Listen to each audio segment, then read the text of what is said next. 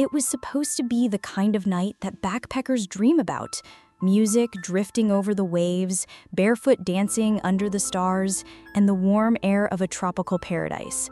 On the remote Thai island of Koh Tao, two young British travelers blended into the crowd at a beach bar, laughing and smiling with strangers who would soon become part of an unforgettable and unthinkable story. By sunrise, the same beach would be silent, the party lights gone, and two lifeless bodies would lie on the sand, their final moments written not in words, but in the brutal wounds they carried. Local police moved quickly, promising swift justice, but the more the world learned about the case, the less it seemed to make sense. Evidence appeared mishandled, confessions questioned, and powerful whispers spread that on this idyllic island, the truth was as elusive as the tide. The murders of Hannah Witheridge and David Miller would ignite a firestorm across continents, challenging the reputation of Thailand's tourism industry and earning Koh Tao a chilling new name, Death Island. What really happened on that beach in September 2014? And who, if anyone, can truly say they know the truth? Koh Tao, a small speck of land in the Gulf of Thailand, is the kind of place travel magazines call untouched paradise. Just 21 square kilometers in size, it is fringed with white sand beaches, lush jungle hills, and some of the world's most famous diving spots. In September 2014, the island was at the height of its tourist season, alive with young backpackers from Europe, Australia, and beyond. Among them were 23-year-old Hannah Witheridge from Norfolk, England, and 24-year-old David Miller from Jersey and the Channel Islands. Both had come to Thailand chasing the classic Southeast Asia adventure. Days spent exploring, nights filled with beach bars and fire shows. On the evening of September 14, 2014, the two joined dozens of others at a party on Sairi Beach. Music thumped, bottles clinked, and the warm ocean breeze carried the scent of grilled seafood and salt water. No one could have guessed it would be the last night they would ever see. By the next morning, their bodies were found just meters from the shoreline. The island's postcard-perfect image was shattered, and within hours, the murders became international news, drawing headlines from BBC, The Guardian, and Bangkok Post. Hannah Witheridge grew up in the quiet seaside town of Hemsby, Norfolk, in the east of England. Friends and family described her as warm, outgoing, and adventurous, someone who could light up a room with her smile. At 23, she was studying for a master's degree in speech and language therapy at the University of Essex. Hannah had traveled to Thailand with friends as a short escape before returning to her studies. She had only been on Koh Tao for 3 days before the night of the party. David Miller, 24, came from Jersey in the Channel Islands, a tight-knit community between England and France.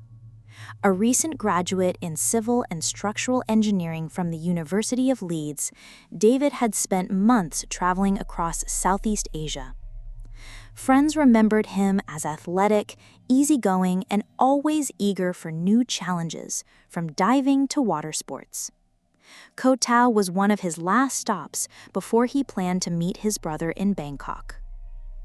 Although Hannah and David did not know each other before arriving on the island, their paths crossed in the easy, open atmosphere of Sairi Beach's backpacker scene. Both had come looking for adventure in one of the most beautiful corners of the world. Instead, they would become central figures in one of Thailand's most controversial murder cases. Sairi Beach was alive with the sound of music, clinking bottles, and the flicker of fire dancers. Hannah Witheridge and David Miller, along with other travelers, joined a popular gathering spot, the AC Bar, for drinks and dancing. Witnesses later told police that both seemed happy and relaxed, mingling with fellow backpackers. Security camera footage from the area captured David walking alone toward the northern end of Syrie Beach. Hannah was also seen leaving the bar, but what happened in the minutes that followed remains uncertain. Some witnesses claim to have heard voices and footsteps on the sand, but no one reported seeing an attack. A Burmese worker collecting trash along the beach made a horrifying discovery. David's body was found in the shallow surf, with severe head wounds and signs of drowning. Just a few meters away, partially hidden behind rocks, lay Hannah's body. She had suffered extreme head trauma, and forensic tests would later confirm she had been sexually assaulted. Police quickly cordoned off the area, but reporters and locals later criticized the crime scene management, noting that tourists and officers walked close to the bodies, potentially contaminating evidence. The shock of the killings rippled through the island within hours, and by mid-morning, Thai and international news agencies had already picked up the story, turning a tropical holiday hotspot into the center of a murder investigation watched around the world. At the scene, investigators found a blood-stained garden hoe, later identified as the suspected murder weapon. Footprints in the sand and several cigarette butts were collected, along with DNA samples from the victims and nearby objects. Almost immediately, concerns arose about the way the scene was handled.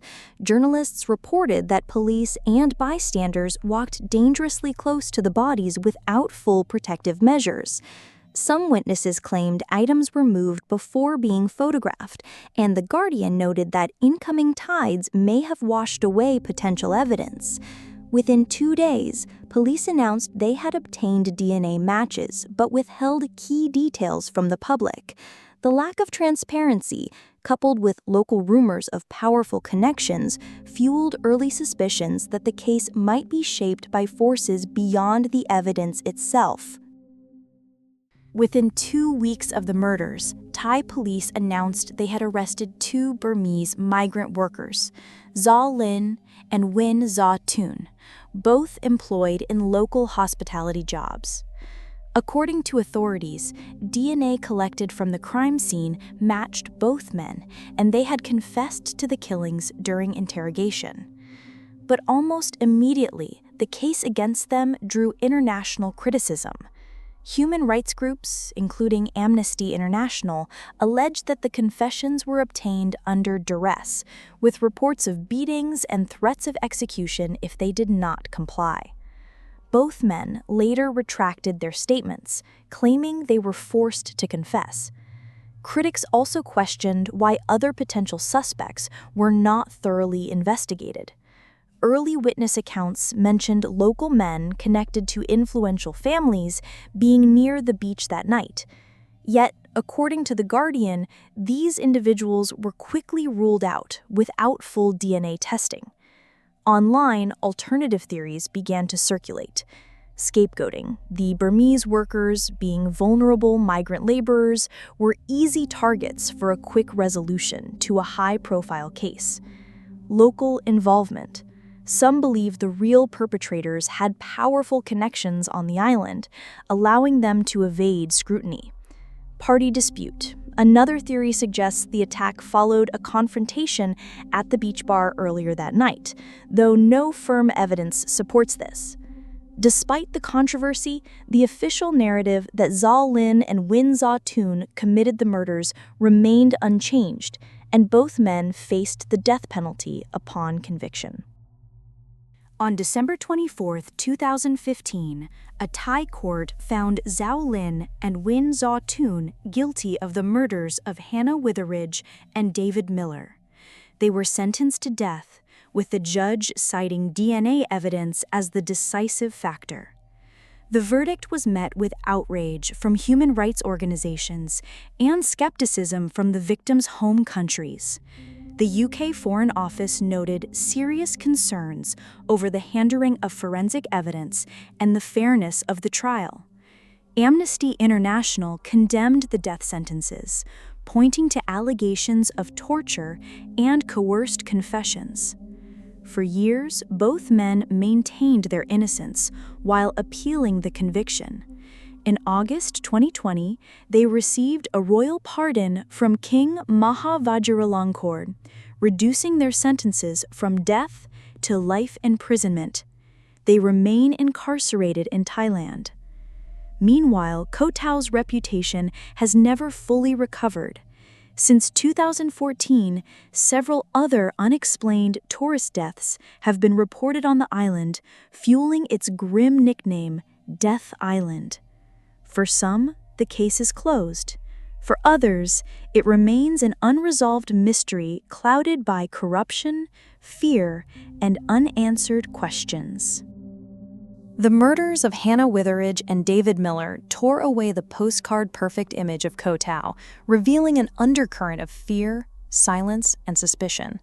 The official verdict says justice was served, but for many, including human rights groups, independent journalists, and even members of the victims' families, the lingering inconsistencies tell a different story. Was this truly an open and shut case, solved in just 2 weeks? Or were two vulnerable migrant workers sacrificed to protect more powerful interests on the island? Nearly a decade later, the truth remains trapped between conflicting testimonies, disputed forensic evidence, and a community that lives under the shadow of the Death Island name. We may never know what really happened on that moonlit beach in September 2014. But one question still echoes across the waves of Koh Tao.